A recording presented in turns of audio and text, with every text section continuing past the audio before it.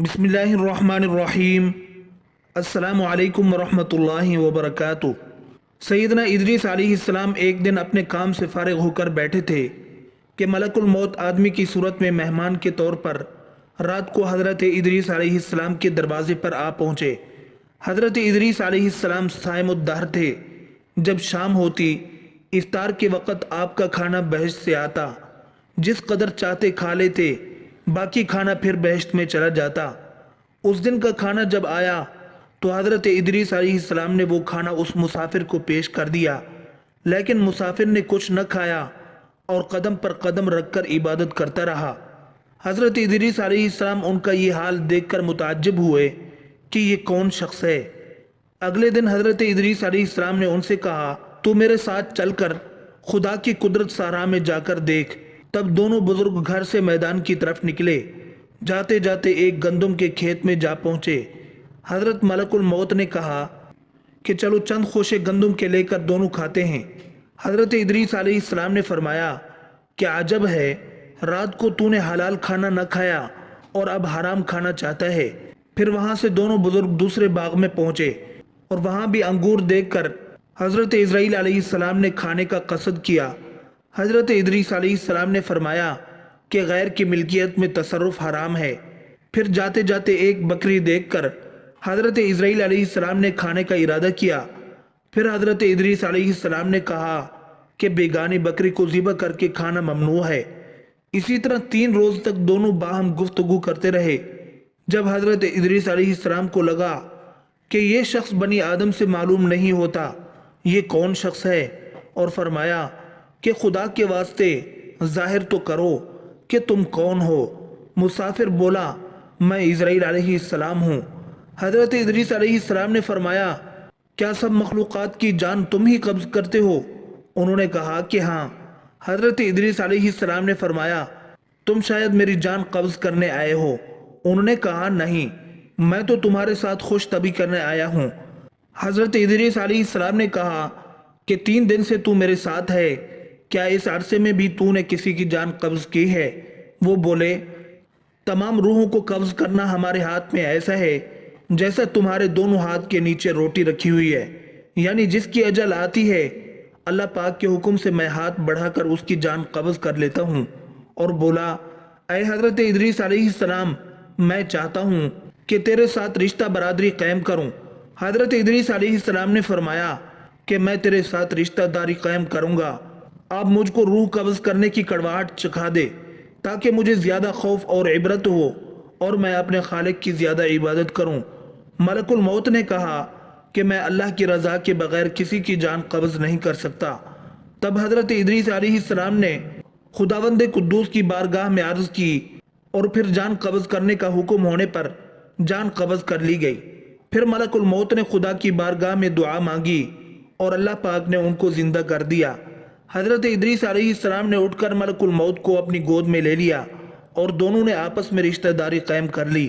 پھر ملک الموت نے ان سے پوچھا، اے ادریس علیہ السلام، جان کنی کی تلخی کیسی تھی؟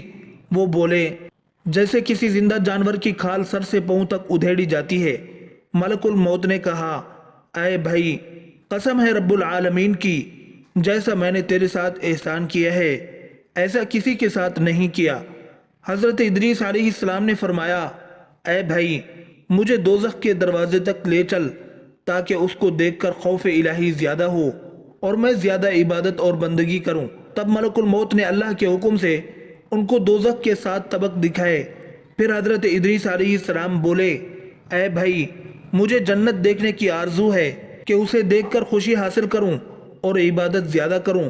پھر ان کو بہشت کے دروازے پر لے گئے اور انہوں نے بہشت کے مناظر اپنی آنکھوں سے دیکھے۔